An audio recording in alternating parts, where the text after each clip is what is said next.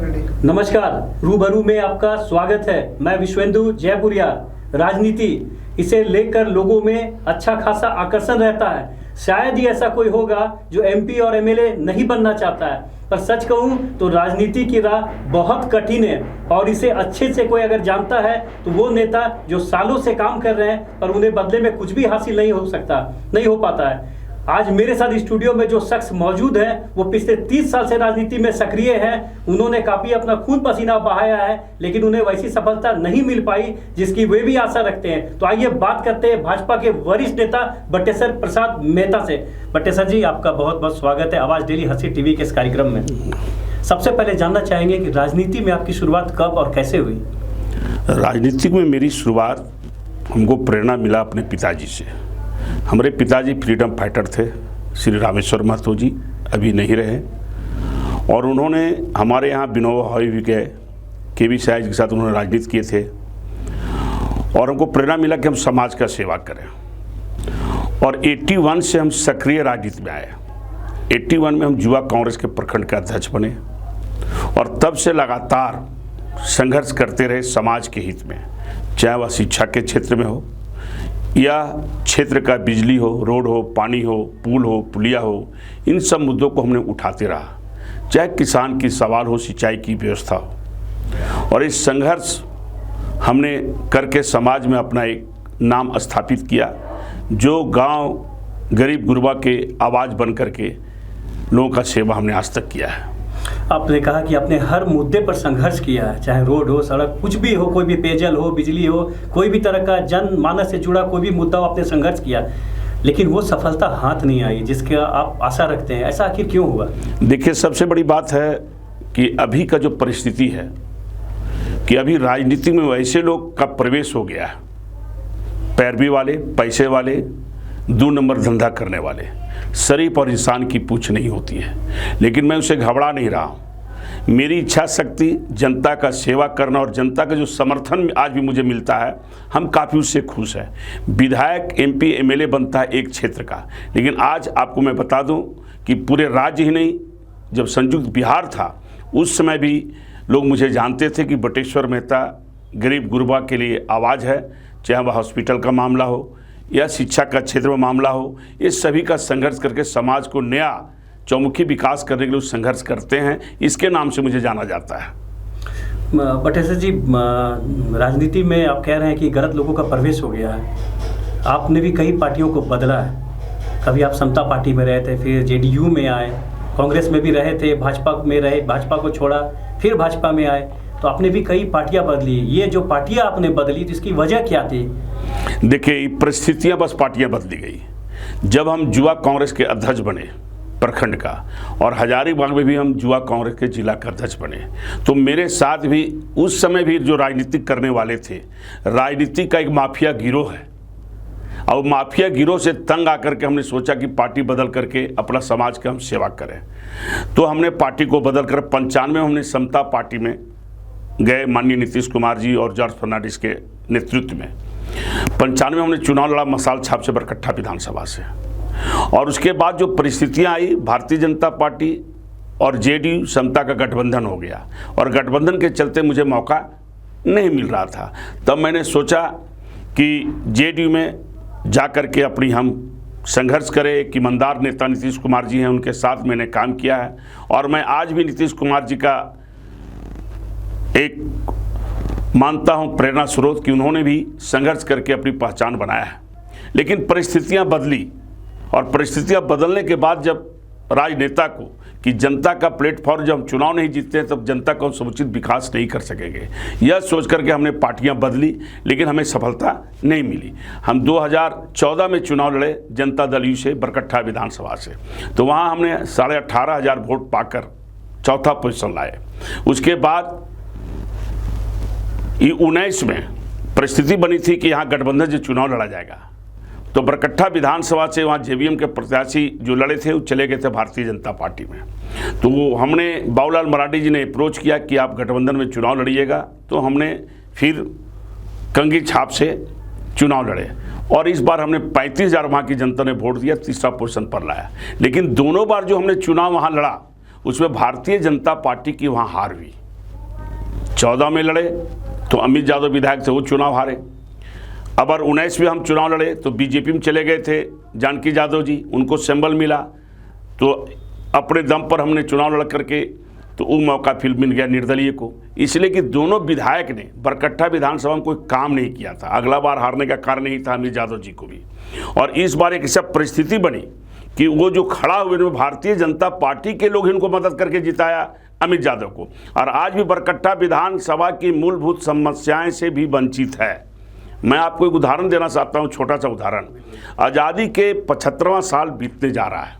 जब हम चुनाव लड़ रहे थे विधानसभा का, तो एक डाड़ीघाट मेरा पंचायत था, वहाँ चुनाव लोगों ने बहिष्कार किया था कि आज तक यहाँ 2 पुलिया का निर्माण नहीं हुआ, एक कुर्मी नदी और एक पंधना नदी, और वहाँ आदिवासी बाहुल पिछड़ा क्षेत्र पड़ता है। लेकिन हमने कहा था हम चुनाव जीते हैं हारे, लेकिन आपको संघर्ष के माध्यम से आपका पुल का निर्माण हम जरूर कराएंगे। हमने चुनाव हारा। मेरी बेटी रेनू गई थी वहाँ चुनाव पर, जब उनको गाड़ी लौटा दिया गया था तो मेरी बेटी रेनू ने कही कि मेरे पिताजी एमएलए नहीं हैं जो आपका पुल बने, वोट दीजिए आप लोग, मेरे पिताजी दीजिए या नहीं दीजिए, लेकिन मेरे पिताजी पुल बनाएंगे। आज मुझे गर्व इस बात का है कि मैं संघर्ष के माध्यम से 81 लाख का 2 पुलिया का निर्माण अभी चालू हो गया डाड़ीघाट में। जबकि वहाँ विधायक माननीय श्री भुवनेश्वर प्रसाद मेहता 2 बार विधायक बने, खगेंद्र प्रसाद जी विधायक बने, चित्तरंजन जी विधायक बने, अमित यादव विधायक बने, जानकी यादव बने, लेकिन उस गांव में पुल नहीं बना। तो इस बात का मुझे विश्वास है कि संघर्ष एक ऐसी पायदान है और जनता का समूह ऐसा एक पायदान है कि जनता ही चाहता है संघर्ष के माध्यम से काम पूरा हो सकता है। आज डाड़ीघाट के आदिवासी लोग जब पुल बन रहा, काफ़ी खुशियाँ मनाया और लोगों ने बधाई दिया कि आपने बहुत अच्छा ही गरीबों के लिए काम किए। उसी तरीके से आज़ादी के 75 साल बीत जाने के बाद भी कई बार हम चीफ सेक्रेटरी को, मुख्यमंत्री जी को पत्र लिखा बरकट्ठा विधानसभा, जैसे घाघरा नदी पर पुल का निर्माण आज तक नहीं हुआ, अलौजा नदी पर पुल का निर्माण आज तक नहीं हुआ। उसके लिए भी हमने सत्याग्रह आंदोलन किया, जल समाधि आंदोलन किया अलौजा पुल पर, धरना दिए घाघरा पुल पर, लिस्ट में आया लेकिन वह पुल नहीं बन पाया। आज हमारे यहाँ देखिए एक रोड है इचाक से डाढ़ा, वह रोड का इतना हालत ख़राब है कि लोग पैदल चलना मुश्किल हो जाता है। जब कोई किसी गर्भवती महिला हमारी होती है उसको काफ़ी परेशानी का दिक्कत करना पड़ता है, लेकिन वहाँ के विधायक ने आज तक ध्यान नहीं दिया जो रोड नहीं बना है। हम इसके प्रेस के माध्यम से और आपके माध्यम से समाज को हम बताना चाहते हैं कि इसके बारे में संघर्ष की और जनता को गोलबंद होने की ज़रूरत है। और जनता जिस दिन गोलबंद होगा, मैं समझता हूँ कि वह रोड बनने में कोई देर नहीं हो सकता है। लेकिन हम नेता खाली बयान देने से रोड नहीं बनेगा। और अफसर इतना तेल में कान डाल के सोए हुए हैं कि अफसर को गांव का चिंता नहीं है, केवल अपना कुर्सी सेफ रखने के लिए सरकार का जो योजनाएं हैं वो धरातल पर नहीं पहुंच रही। एसी रूम में बन करके एसी रूम में ही सिमट जाता है। बटेसर जी, 2014-2019 में आपने जो चुनाव लड़ा, दोनों में आपकी हार हुई। मुझे याद आता है कि आपने कहीं ना कहीं इशारों में एक बड़े नेता पर आरोप लगाया था कि उन्होंने गठबंधन नहीं होने दिया या वोटों को यूनाइट होने नहीं दिया, वो सफलता इसलिए आपको हाथ नहीं लगी। इसमें तो सफलता आरोप नहीं लगाया, अभी भी हम कह रहे हैं कि यदि सही गठबंधन होता तो राज्य में झारखंड मुक्ति मोर्चा की सरकार नहीं बनती। भारतीय जनता पार्टी भी आजसू के साथ गठबंधन था, गठबंधन तालमेल नहीं टूटता तो आज सरकार भारतीय जनता पार्टी की बनती। और हमारे माननीय बाबूलाल मरांडी जी बड़ा ईमानदारी से इन्होंने इस राज्य में एक वर्चस्व बनाया था, लेकिन दुर्भाग्य है पार्टी का विधायक जो बनाते थे विधायक टूट कर चले जाते थे। अबर भी बना, 3 विधायक बना, 2 विधायक इनको छोड़ दिए इन्होंने। तब भारतीय जनता पार्टी कोई विकल्प नहीं था, तो भारतीय जनता पार्टी ने बाबूलाल मरांडी को शामिल करके पार्टी को इस राज्य में एक नया आवाम देने का उन्होंने काम किया है। और मुझे गर्व इस बात का है कि माननीय बाबूलाल मरांडी के साथ जब अमित शाह जी आए तब मुझे भी रांची के पावन धरती पर उस महती सभा को भी संबोधित करने का मौका मिला था। आपने कहा कि भाजपा के पास कोई विकल्प नहीं था तो उन्होंने बाबूलाल मरांडी को लिया, लेकिन मैं समझता हूं कि मरांडी जी के पास भी कोई विकल्प नहीं था कि वो बीजेपी में गए। मैं समझना चाहूंगा कि बटेसर मेहता के पास भी क्या कोई विकल्प नहीं था कि वो फिर भाजपा में गए? देखिए, विकल्प यह है कि अब उम्र संघर्ष करने का एक समय होता है। आप भी जानते हैं जो युवा रहेंगे संघर्ष करेंगे, और हमने भी ने देखा कि अब दूसरी पार्टियां का इस देश में पूरे विश्व स्तर की राष्ट्रीय पार्टी है। हम एमएलए बने या नहीं बने, एमपी बने या नहीं बने, लेकिन भारतीय जनता पार्टी में बाबूलाल मरांडी जा रहे हैं। विकल्प मेरा बहुत खुला था, लेकिन मैं वहां जाना नहीं चाहा। इसलिए हर पार्टियां का हालात एक ही है। जो भी पार्टियां बनते हैं, छोटे वर्कर जो हैं उसको शोषण किया जाता है, चाहे कांग्रेस हो, चाहे जेडीयू हो, या झारखंड मुक्ति मोर्चा हो, या तृणमूल कांग्रेस हो। सभी ये लोग पार्टियां हैं, वो नीचे वर्कर को जगह देने में कतराते हैं कि संघर्षशील और मजबूत आदमी यदि हम देते हैं तो हम लोग का जो कद है वो ऊंचा नहीं हो पाएगा। तो अपने से दबे हुए लोग को ये लोग टिकट देकर जिताना चाहते हैं। क्या भाजपा के साथ भी लागू है ये बात? नहीं, भारतीय जनता पार्टी में इसमें हम देखें कि ये लागू नहीं है। इसलिए उदाहरण देना चाहते हैं, दीपक प्रकाश जी कभी एमएलए नहीं बने, लेकिन आज देखिए उनको प्रदेश अध्यक्ष मिला, साथ साथ राज्यसभा मिला। तो एक भारतीय जनता पार्टी ऐसा कि किसी कार्यकर्ता को कब किस कार्यकर्ता को क्या मौका मिलेगा उसको कार्यकर्ता को ही पता नहीं होता। इसी मौके के इंतजार में आप भी हैं कि कुछ एक ऐसा मौका मुझे भी मिले। हाँ, हर आदमी मौका में रहता है। मैं भी पार्टी पर विश्वास किया और पार्टी मुझ पर विश्वास करके मुझे परीक्षा लेगी, तो उस परीक्षा में सफल निकलेंगे। आपने बरकट्टा विधानसभा में काफ़ी काम किया, काफ़ी आंदोलन भी किए आपने वहाँ पे लोगों के लिए, कई लोगों से जुड़े मुद्दों पर आपने काम किया है। लेकिन ऐसा क्या वजह रहता है कि लोग उस तरीके से खुलकर आपके पक्ष में वोट नहीं करते हैं? नहीं होना चाहिए। देखिए, इस बात से बताएं कि 2-3 तरह के मुद्दे हैं। एक है कहीं कि अब राजनीति में देख रहे हैं जातीय मुद्दा। जातीय मुद्दा बड़ा हॉबी है सब जगह, और हमारे यहाँ हम चुनाव जीत जाते हैं, लेकिन 3-3, 4-4 जो हमारे स्वजाति लोग खड़े हुए उसे कन्फ्यूजन हुआ। लेकिन उसके बाद भी हम बधाई देते हैं बरकट्टा की जनता को कि मुझे ने 35,000 देकर तीसरा पोजीशन लाया। मैं चुनाव हारा नहीं हूँ, मैं मैदान हारा हूँ। मैं आज भी अपने आप को वही सबल और मजबूत के साथ मैदान में आज भी जनता का हम सेवा कर रहे हैं। आप देख रहे होंगे कि पूरे प्रदेश में आज धान खरीद का मेरा चतरा जिला नहीं पड़ता है, लेकिन पार्टी के हित में वहाँ के किसानों ने मुझे बुलाया, तो मैं जा करके वहाँ आंदोलन किया, और आंदोलन करने के बाद आज सफलता मिली, और एफसीआई ने 35,000 क्विंटल धान खरीदने का टेंडर किया। और इसके एफसीआई के जीएम से मेरी बात हुई, हमारे एक साथी थे बलवंत जी, उनको बात हुआ, दोनों मिल करके आज वहाँ धान खरीदारी की। 31 अप्रैल तक डेट मिला, जो 31 मार्च तक था। तो मैंने वहाँ कोई चुनाव की बात नहीं है, जहाँ जहाँ जनता मुझे बुलाती है कि चाहे रोड का समस्या हो, बिजली की समस्या हो, या सिंचाई की समस्या हो। आज आप देख रहे हैं, मुझे इस बात का बहुत दुखी हो रहा है कि आज एल&टी कंपनी पूरे बिजली का काम कर रहा है, किसानों का सिंचाई की व्यवस्था की बात कर रहा है। हमारे इचाक में 15-20 गांव में लैंड टानकर छोड़ दिया है, 3 साल से ट्रांसफार्मर लगा दिया है, मीटर लग गया है, लेकिन अभी तक बिजली उन किसानों को नहीं मिली है, जिसका नतीजा है उसका गेहूं का फसल मर रहा है। तो ये सब सवालों को भी हम सरकार के पीछे खड़ा किए। सरकार से हम फिर कहेंगे पुनः आपके माध्यम से कि इस राज्य के मुख्यमंत्री किसानों के हित की बात करें। ट्रैक्टर रैली जरूर करते हैं, लेकिन ट्रैक्टर रैली के साथ साथ किसानों को, जो झारखंड का किसान है उसका इनको चिंता नहीं है। बादल पतले जी घूमते जरूर हैं, लेकिन उनसे भी हम कहेंगे कि उन किसानों को आंसू पूछिए जा करके आप बरका सियाल कला में, दाढ़ी घाघर में, तो लगेगा किसान किस मेहनत से मेहनत लोग कर रहे हैं। बट ऐसा जी, शहर में भी आप आंदोलन करते रहे, अलग अलग ब्लॉक्स में भी आपको मैंने सक्रिय देखा है, लेकिन वास्तव में आपकी कर्म भूमि जो है वो बरकट्टा ही रही है।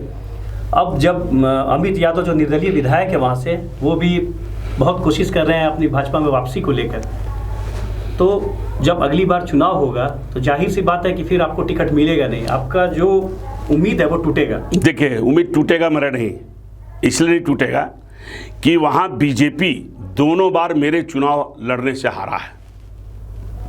14 भी बीजेपी हारा है, और 19 भी जो हम चुनाव लड़े उसमें बीजेपी हारा है। तो हमने अपने राष्ट्रीय नेताओं को भी इस बात का आंकलन है कि इस बार हम मौका वैसे को दें जो बरकट्टा विधानसभा में कमल फूल खिला सके। ये कमल फूल नहीं खिला है 2 बार से। भाजपा का जो इतिहास रहा है आप उठा के देख लें, सिटिंग एमएलए का टिकट बहुत हार्डली ही कटा है। नहीं तो सीटिंग अभी नहीं है, हम कैसे मानेंगे सीटिंग? नहीं, वो निर्दलीय है। जानकी यादव का केस देख लें, जानकी यादव ने जेवीएम से चुनाव लड़ा था, फिर वो बीजेपी में आ गए, उसको टिकट दिया गया। वही बात फिर अब लागू हो रहा है अमित यादव के साथ, निर्दलीय लड़ा, वो अभी बीजेपी में आएंगे। नहीं, अभी तक वो बीजेपी में विधिवत नहीं आए हैं, और पेपर भी पढ़े होंगे, प्रभात खबर छपा था कि बीजेपी हमको जाना नहीं है, लेकिन उनका सारा क्रियाकर्म इशारा बीजेपी को ही जा रहा है। लेकिन मैं बता दूं कि बरकट्ठा की जनता इतनी चालाक है, एक बार से दोबारा लोग को विधायक कंटिन्यू नहीं होने नहीं देता है। चाहे अमित यादव टिकट मिल जाए या जानकी यादव टिकट मिल जाए, यह इतिहास है बरकट्ठा विधानसभा का। दोबारे विधायक नहीं बनते, फिर दूसरा बार में बने। फर्स्ट में बने, चुनाव अमित यादव हार गए, फर्स्ट बार एमएलए बने जानकी यादव, फिर बीजेपी में चले गए, चुनाव हार गए। तब बरकट्ठा की जनता हमारा बुद्धिजीवी जनता और चालाक जनता है, और बरकट्ठा की जनता परीक्षा लेती है कि हमारा कौन खरा उतरेगा। ये दोनों विधायक जनता के बीच में खरा नहीं उतर रहे हैं, और उतरते तो जानकी यादव दोबारे बनते, उतरते खरा जनता के बीच तो अमित यादव दोबारे बनते, जानकी नहीं जीतते। तो इसलिए मुझे विश्वास है पार्टी पर, और हम लोग को आने से, बाबूलाल मरांडी के आने से पार्टी काफ़ी सशक्त और मजबूत हुआ है। और मैं बता देना चाहता हूँ आपको, पार्टी टिकट दे या नहीं दे, हमने भारतीय जनता पार्टी का अब मूल मंत्र बांध लिए है कि हम पार्टी का ही सेवा करेंगे। आप मरांडी जी की बात कर रहे हैं, लेकिन कई फैसलों में तो मरांडी जी की चल भी नहीं रही है, जो खबरें आ रही हैं। नहीं, वो खबरें देखिए, मरांडी जी साफ कहे हैं कि अभी आप लोग काम कीजिए, वो काम पर विश्वास करते हैं, और मैं भी काम पर विश्वास करता हूँ। और मरांडी जी क्या कौन आ रहा है बयान नहीं आ रहा है उस पर हम जाना नहीं चाहते कंट्रोवर्शियल में, लेकिन किसका चला नहीं चला उससे मतलब नहीं है। बाबूलाल मरांडी आज जो भी हैं धरती पुत्र हैं, और संघर्ष का इतिहास बना हुआ है, और दोनों का विकल्प नहीं था, और विकल्प ऐसी परिस्थिति आई कि आज विलय होना पड़ा पार्टी को। बटेश्वर जी, आप बहुत जुझारू और मजे हुए नेता रहे हैं, और राजनीति में आपके पास एक अलग सा अनुभव भी रहा है। आम लोग जो हैं, आम लोगों के बीच राजनीति को लेकर बड़ा आकर्षण रहा है। ज़्यादातर लोग चाहते हैं कि काश मुझे भी एक मौका मिले, मैं MP MLA बन जाऊं। आपसे जानना चाहते हैं कि कितना टफ है राजनीति की डगर। देखिए भाई साहब, राजनीति का डगर इतना कष्ट है कि एक IAS बनना आसान है, लेकिन एक लीडर बनना आसान नहीं है। एक IAS बनते हैं तो 60 साल नौकरी प्राप्त करते हैं, और हर 5 साल में नेता को कंपटीशन फेस करना पड़ता है, चाहे MLA हो या MP हो। तो इससे बड़ा कोई कंपटीशन नहीं है। और इसका जो डगर है, राजनीति में लोग आते हैं कि हम बन जाएंगे, करेंगे।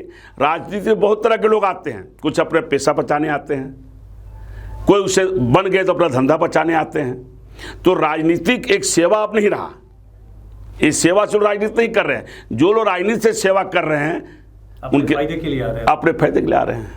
और हम लोग राजनीति जो कर रहे हैं उस समाज के हित के लिए कर रहे हैं, अपना फायदा नहीं, समाज की फायदा के लिए। आपको मैं बता देना चाहता हूं कि हमारे इचाक प्रखंड एक ऐसा जगह है जहां की एक स्कूल मात्र था राजा कामाख्या नारायण सिंह का, और जब मैं उसी हाई स्कूल में पढ़ा था, 5 किलोमीटर पैदल आकर पढ़ने आते थे, तो वहाँ एक बच्चियाँ भी पढ़ती नहीं थी। तो मेरा कल्पना था कि जब मैं पढ़ के निकलूंगा तो अपने गांव में हाई स्कूल जरूर खोलूंगा। मैंने अपने पिताजी से वार्ता की, अपने बड़े भाई कमल बाबू से हमने वार्ता किया। उन्होंने कहा कि ठीक हम ज़मीन देंगे। उससे 5 एकड़ ज़मीन देने की बात होती थी। हमारे गांव के पूरे लोग 5 एकड़ ज़मीन दिया। स्कूल का स्थापना हुआ मेरे पिताजी के नाम से, रामेश्वर महतो विद्यालय चंदा इचाक 78 में। 81-82 में उसको बिहार सरकार ने मान्यता दी। आज हम देख रहे हैं कि इचाक में एक शिक्षक का हब हो गया है। आज मुझे इस बात का गर्व है, खुशी है कि आज पूरे क्षेत्र में दर्जनों हाई स्कूल हैं, CBSE स्कूल हैं, कॉलेज हैं, प्राइवेट हो या अंडरटेकिंग हो। आज देख रहे हैं, आपको बता देना मैं चाहता हूँ, नवोदय विद्यालय 32 एकड़ जमीन बोंगा के लोगों को हम बधाई देना चाहते हैं। मेरे प्रयास से, मेरे सहयोग से आज बोंगा में 32 एकड़ जमीन दिया है बिना मुआवजे का। आज वहाँ बच्चियाँ लोग पढ़ रही हैं, अच्छे नौकरियाँ में जा रही हैं। इस बात का मुझे गर्व है। और आपको मैं एक और बता दूं कि मेरे मित्र उपेंद्र कुशवाहा, जो इन्होंने HRD मिनिस्टर थे भारतीय जनता पार्टी से, उनसे हमने मिला।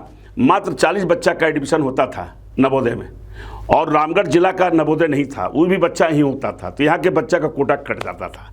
हमने उपेंद्र जी से बात किया, उपेंद्र जी ने 40 को 80 बढ़ा दिए और नया रामगढ़ में नवोदय विद्यालय दिए। तो उस नवोदय विद्यालय से गरीब बच्चे जो आज हमारे पढ़ के निकल रहे हैं, जो पहला से 6ठा तक सरकारी विद्यालय में पढ़ते होंगे, उन्हीं का नाम कंपटीशन देने का अधिकार है।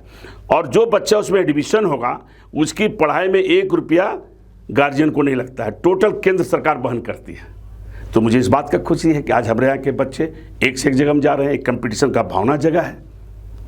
बटेश्वर जी, कई बार ऐसा होता है कि आप तो काफ़ी संघर्ष करते रहते हैं, राजनीति में संघर्ष करके अपनी जगह आपने बनाई है, लेकिन बहुत बार ऐसा होता है कि पार्टी में किसी को ऊपर से लाके थोप दिया जाता है, या बिल्कुल नया आदमी होता है उसको सांसद विधायक का टिकट दे दिया जाता है। आप नीचे से संघर्ष करते ऊपर आ रहे हो, पार्टी आपका कदर नहीं कर रही, उस वक्त कैसा लगता है? कोई नेगेटिव? देखिए, नेगेटिव तो आता है, गलत किया पॉलिटिक्स। नहीं, हाँ, एक तो लगता है कि भले अपने हमको नहीं लगता है, अपने परिवार से बात सुनना पड़ता है कि आज आप नौकरी करते तो रिटायरमेंट आपको 60-65 हज़ार रुपया मिलता है, 70 लाख रुपया रिटायरमेंट मिलता है, आपने नौकरी छोड़ दिया। हम परिवार को समझाते हैं लोगों को कि क्या करोगे, 1 करोड़पति को एक आदमी पहचानने वाला है क्या? समाज का सेवा करने में हमारे परिवार लोगों का बहुत योगदान है, उसमें हमारी पत्नी का सबसे बड़ा योगदान है। अब पत्नी आज हमारी योगदान नहीं देती, हमको सहायता नहीं करती, तो हम समाज का सेवा निर्भीक होकर नहीं कर पाते। और मेरा पूरा परिवार, चाहे बेटा हो, बेटी हो, दामाद हो, टोटल जो हम चुनाव लड़े हैं उस चुनाव में टोटल अपना खर्चा करके हमको दिया, और आज तक भी हमको कपड़ा, खाना, धोना सब परिवार ही। मैं कोई गलत धंधा नहीं करता हूँ, कोई मैं ज़मीन माफिया नहीं हूँ, कोई मैं कोयला माफिया नहीं हूँ, मैं कोई पत्थर माफिया नहीं हूँ, लेकिन मैं समाज का दृढ़ संकल्प समाज का सेवा करता है। जिसको कोई दबाता है समाज, उसके लिए हम खड़ा होते हैं, चाहे उसके लिए मुझे जेल क्यों नहीं जाना पड़े। तो आपके जो ये कटु अनुभव है राजनीति में, युवाओं से क्या कहेंगे? राजनीति में आए कि नहीं आए? युवाओं से कहेंगे कि राजनीति में आइए, अभी के परिप्रेक्ष्य में राजनीति में आने की जरूरत नहीं है। युवा साथियों को हम युवा साथियों कहेंगे कि आप अपना सब कुछ कर लो, जो अभी परिस्थिति है राजनीति का, अपना परिपूर्ण हो जाओ, तब राजनीति करो। पहले अपना पैसा, बिजनेस, अपनी पढ़ाई, IAS IPS बनो। जो मेरा अनुभव है, मैं अनुभव के अनुसार बोल रहा हूँ। अपना ज़िंदगी क्यों बर्बाद करोगे? तो फिर अच्छे लोग राजनीति में कैसे आएंगे? आने नहीं देगा लोग, अच्छे लोग इसी में चुन के आएंगे। 2-4-10% तो आजकल वही हालत हो गया है, आप भी देख रहे हैं। हम तो स्पष्ट वक्ता हैं, स्पष्टवादी हैं। हमें अपने से बड़े लोगों से समाज के और पार्टी के हित में लड़ना पड़ा। आपके बच्चे अगर कहेंगे कि मैं पापा राजनीति में आना चाहता हूँ, आपने नहीं, हम नहीं मना करें। मेरे बाल बच्चा साफ बोला कि पापा आप कीजिए, हम लोग कोई राजनीति में नहीं आवेंगे, आपको जो करना है कीजिए। अगला बार पत्नी के खड़ा होने के लिए लोग कहा गया, पत्नी बोली, जिला परिषद पत्नी बोली हम खड़ा नहीं होंगे, नहीं खड़ा हुई। राजनीतिक विरासत में हम लोग को नहीं मिला है, राजनीति हम लोग संघर्ष करके, और हमको इस बात का खुशी है, आपके माध्यम के चैनल के माध्यम जनता को बताना चाहते हैं कि मैं हतोत्साहित नहीं हूँ। इसलिए मैंने पहले घर में बोल दिए थे अपने पिताजी को, हम पढ़ेंगे, हम नौकरी नहीं करेंगे। और मैं भी 80 में नौकरी रिजाइन किया, और मैं ऐसे आदमी को नौकरी दिया, जाकर पूछ ले दशरथ प्रसाद स्वर्णकार को, आज वो भी टीचर रिटायर कर गए। तो मैं दूसरे टाइप का व्यक्ति हूँ, समाजवादी, सोशल। हम जार साहब के साथ काम किए हैं, हम इंदिरा जी के साथ काम किए, राजीव गांधी के साथ हमने काम किया है। लेकिन वही है कि जब हम अच्छा काम किए, कांग्रेस में भी हमारे साथ बहुत प्रताड़ना हुआ, हम कांग्रेस नहीं छोड़े। ऐसी हमारे बीच आज नहीं रहे, उनको हम श्रद्धा सुमन अर्पित करते हैं, भाई ज्ञान रंजन जी को। आज उनके चलते हमको पार्टी छोड़ना पड़ा था, लेकिन पार्टी छोड़ के हमने स्थान बनाया। हमने जब चाहा टिकट लिया, और नीतीश जी भी मुझे बड़ी भी टिकट दिए थे गठबंधन से, लेकिन वहाँ भी हमको वापस लेना पड़ा। हमारा कोई क्षेत्र है जहाँ से पार्टी लड़ाएगी, चुनाव पूरे प्रदेश में हम लड़ने के लिए तैयार है। कुछ जरूरी मेरे लिए बरकट्ठाई है। लेकिन 2014-2019 में जो हार हुई, तो आपके परिवार के लोग, घर के लोग नहीं कह रहे कि अब आप चुनाव बस करो, बहुत हो गया? नहीं, परिवार लोग कह रहे हैं कि आप चुनाव लड़िए या नहीं लड़िए, हम लोग आपके साथ हैं। हर फैसले में आपके साथ? आप हर फैसले में आपके हम साथ हैं। इसलिए परिवार लोग का हम शुक्रगुजार हैं कि परिवार लोग हमारे कम से कम, दूसरे का आज परिवार होता तो घर से निकाल देता, लेकिन आज मुझे खाना दे रहा है, ये हमको बहुत खुशी है, हमको जरा सा गम नहीं है। और आप देखते हो कि विदास होकर हम हर क्षेत्र में काम करते हैं। हम चतरा गए, लोहरदगा गए, टंडवा गए, जब जहां बुलाता है लोग हम कूद जाते हैं। एक नशा, जैसे देखते हैं कि शराबी पीता है तो उसको शराब का नशा है, हमको समाज सेवा करने का नशा है। यह भी एक बहुत बड़ी नशा है। सब व्यक्ति समाज का सेवा नहीं कर सकता है भूखे प्यासे। आपने कहा आपको समाज सेवा का नशा है, ये नशा का अंतिम जो पायदान है वो विधायक बनना, वो आप खुद भी चाहते हैं। कई बार आपने जिक्र भी इसका किया। चुनाव में करीब अभी 3, साढ़े 3, 4 साल अभी और है, मैं आपसे जानना चाहता हूं कि क्या तैयारी है इसको लेके आपकी, अगली बार आप फिर मैदान में उतरो तो इस बार जनता आपको देखिए अपना मत देके कम से कम इस बार तो हमको लग रहा है, उम्मीद है कि जनता का आवाज, जनता का पुकार, हम हारने के बाद भी अनवरत क्षेत्र का दौरा कर रहे हैं, सुख दुख में उसके जा रहे हैं, चाहे वो वज्रपात से मरा हो, चाहे हाथी से मरा हो, या लेबर कोरोना काल में मरा हो, सबके घर में ने जाके आंसू पोंछा। और जितना मेरा ताकत था, हमने उन गरीबों को वोट के लालच से नहीं, एक मानवता के नाते हमने सेवा करने का काम किया। तो मुझे विश्वास है और ईश्वर पर भी विश्वास है, जो मानव का सेवा करता हूँ सबसे बड़ा सेवा है। तो मुझे रिजल्ट मिलेगा, और नहीं मिलेगा तो भी मैं बता रहा हूँ कि मैं उसका चिंतित नहीं हूँ, मेरा प्रयास अनवरत जारी रहेगा। बटेसर जी, राजनीति से अलग हट के अगर बात करूं मैं इचाक की, वो मंदिरों का शहर, 250 मंदिर, हर मंदिर के साथ तालाब, गार्डन, इस तरह की बनावट, इतने खूबसूरत मंदिर रख रखाव के अभाव में धराशायी हो रहे हैं, कोई देखने वाला नहीं है। देखिए, इसके संबंध भी हमने कई बार मामला उठाया। पुरातत्व विभाग 4 करोड़ रुपया सेंक्शन किया था, लेकिन वह भी वापस हो गया। अब हम बहरनपुर गए थे तो वहाँ हमने देखा कि जो खुदाई हो रही है, जो बुद्ध के मूर्तियाँ निकल रहे हैं, तो हमने भी सरकार को अवगत कराया कि यहाँ बोध गया के ऐसा पर्यटक स्थल बनाया जाए। और इचाक जो 250 मंदिर हैं, जम्मू कश्मीर जैसा मंदिर वैसा मंदिर यहाँ 250-300 वर्ष पुराना मंदिर है, धरोहर है, सूर्य मंदिर है, शनि मंदिर है, लेकिन कई बार मंदिरों पर ध्यान दिया नहीं गया। इस संबंध में हम शीघ्र एक शिष्टमंडल बना रहे हैं, जो केंद्रीय पर्यटक मंत्री से मिलेंगे, पटेल जी से, दिल्ली में जाकर और सारी बातों से अवगत कराएंगे, और कि इस क्षेत्र के मंदिरों का जीर्णोद्धार किया जाए, तालाबों का जीर्णोद्धार किया जाए, ताकि बाहर से लोग पर्यटक आएँ। वहाँ को उद्योग क्षेत्र नहीं है इचाक में, पर्यटक क्षेत्र लोग आए, ताकि यहाँ विकसित हो और यहाँ नया रोजगार का सृजन हो। आज हम किसान को बधाई देना चाहते हैं कि अपने मेहनत से आज वो धनिया जो पैदा कर रहे हैं, जो विश्व में उसका महक जा रहा है, धनिया आप सुने होंगे, इचाक किसान एक धनिया 50,000, 1 लाख, 2 लाख बेचता है, आलू भी बेचता है, लेकिन किसान आज सिंचाई का कोई समुचित व्यवस्था सरकार नहीं कर पाई है। जो भी हुआ है वो ठेकेदारी का हुआ है, चाहे डैम बना हो या जो भी योजना बना हो नरेगा से, वो जनता का सिंचाई हो नहीं रहा, उससे मतलब नहीं है। आप एक चलिएगा कभी मेरे साथ, आपको सियाले गांव ले जाएंगे, तालाब सूख गया है, गांव के किसान लोग अपना कच्चा कुआं कोड़ करके गेहूं को बचा रहा है, सिंचाई विभाग है कहाँ, सोया हुआ है। अभी ये किसान मामला उठा रहा था, अंजनवा डैम बन रहा है, 8 करोड़ का है, अभी ये बन गया, दरार फट रहा है। कई बार गांव लोग आंदोलन कर रहे हैं, कोई सुनने वाला नहीं है। उसके लिए भी हम कई उपवास बैठेंगे, इसकी जांच हो, जो ठेकेदार गलत किया है उसको ब्लैक लिस्टेड हो। आपने कहा कि आप केंद्रीय पर्यटन राज्य मंत्री से मिलेंगे इचाक के मंदिरों के डेवलपमेंट के लिए, लेकिन मेरी समझ में जो एक बात आती है कि हम लोग भी अपनी धरोहर को अच्छे से रख नहीं पाते हैं। अब इचाक की बात करूं तो ज़्यादातर मंदिरों में आजकल जुआ चलता है, शराब की बोतलें दिखती है वो पुराने मंदिरों में, कहीं के दीवार को ऐसे तोड़ दिया गया ताकि वहाँ से एंट्री मिल जाए। तो ये वहाँ के लोग भी, देखिए वहाँ के लोग भी जागरूक हैं। अभी हम देख रहे हैं कि अब इधर फिलहाल नहीं गए, पहले तो था, लेकिन अभी हम लोगों ने जागरूक किया है, और जागरूक करके जो हिंदू संगठन हैं, छात्र लोग हैं, वो मंदिर को साफ सुथरा कर रहे हैं। अब जुआ हुआ खेलना बंद हो गया है, शराब का बोतलें हट गया है, उस जागरूकता कमी के चलते। वो जो 2-4 महत्वपूर्ण मंदिर है उनमें, लेकिन बाकी मंदिरों में अभी भी बोतलें मिल जाती हैं। नहीं, अभी बोतल अब नहीं मिल रही। अभी गए जाकर आप देखिए, पहले मिलता था। 250 मंदिर में ये हो गया है ना, साफ सुथरा चल रहा है, अभी डेली साफ सुथरा चल रहा है, और लोग है, और हम लोग भी प्रयास कर रहे हैं कि सरकार को भी ध्यान दे और टेम्पल के रूप में इसको विकसित करे। सरकार को भी, राज्य के जो पर्यटन मंत्री हैं उसको भी हमने आगाह किया है, चीफ सेक्रेटरी को पत्र लिखा है, और वहाँ के लोग और इस मुद्दे को लेकर एक शिष्टमंडल राज्यपाल से भी मिलेंगे हम लोग झारखंड में, और पर्यटन मंत्री से मिलेंगे। इसकी हम तैयारियाँ कर रहे हैं जो लोगों से मिलकर। बटेसर जी, अंतिम सवाल आपसे, भाजपा में आप हैं, भाजपा में राजनीति बहुत ज़्यादा इन दिनों हावी है, और खासकर जब चुनाव आता है तो ज़्यादा दिखता है। तो बटेसर मेहता का कांग्रेस से शुरू हुआ सफ़र भाजपा में अब दोबारा आए हैं, ये सफ़र यहीं थमेगा, इसी में बटेसर मेहता हमेशा भाजपा के हो जाएंगे, कि अगले चुनाव में फिर आप पार्टी बदल सकते हैं? इसकी संभावना है? नहीं, कोई टिकट नहीं दी, नहीं, कोई संभावना नहीं है।